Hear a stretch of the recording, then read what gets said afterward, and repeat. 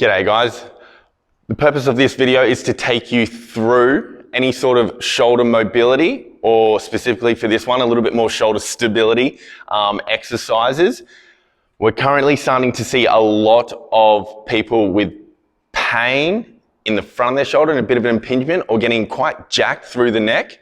And that a lot of the time can be due to mobility restriction in the shoulders, or specifically the glenohumeral joint. One of the best ways we test this is the good old hand behind the back. Okay, what we want you to do, what we want Josh to do is turn around.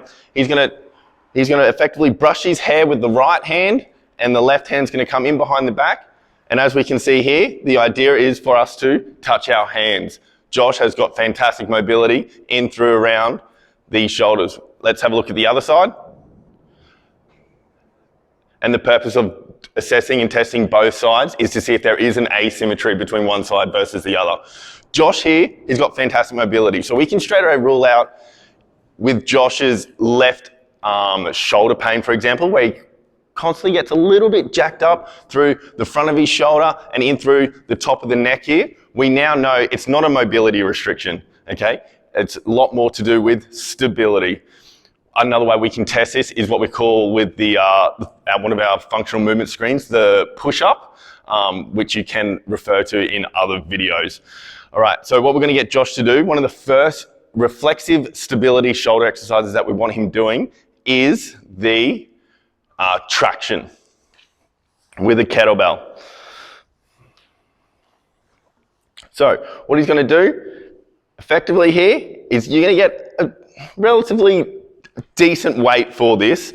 For Josh, we've got a 16 kilo kettlebell, and all he's going to be doing is just completely relaxing this shoulder. We really want him to take a couple of nice deep breaths in and really let it go. So what's actually happening here is we're creating what we call reflexive stability of the shoulder, because effectively if the shoulder, the rotator cuff muscles don't switch on and stabilize, the shoulder is going to dislocate. It's going to pop out of its socket, which is obviously not going to do. So that's why it's one of our very first go-to reflexive stability exercises for the shoulder. Once he's finished there, he can drop that weight. We would tend to do that for 20, 30 seconds. You can do that a couple of times, okay? And then following that, we would then go into specifically a rotator cuff exercise. So for example, your infraspinatus one, with our favorite variation of it is laying on your side. Okay, Josh laying on his side, his elbow stays tucked in to the front of his hip, right there, okay, shoulder back and down, stays locked on. We give him a nice light weight, okay, normally anywhere between from half a kilo to 2 kilos max. You do not need to go any heavier, okay, and he's just going to externally rotate, slow and controlled. This is an activation exercise, so we want it needs to be a minimum of 12 to 15 reps, no more than 20, okay? So that's why you do need a nice light weight, because if you do it correctly, it will be absolutely firing. And then our definitely best bang for buck favorite shoulder stability exercise that we have in the gym is what we call a bottoms up kettlebell. So what we're going to get Josh to do here, picking up the kettlebell, he's going to flip it upside down and he's going to raise it straight above. While he's holding it up there, as you can see, a little bit shaky there, we're really testing that stability. He has to really grip that kettlebell in order to stabilize.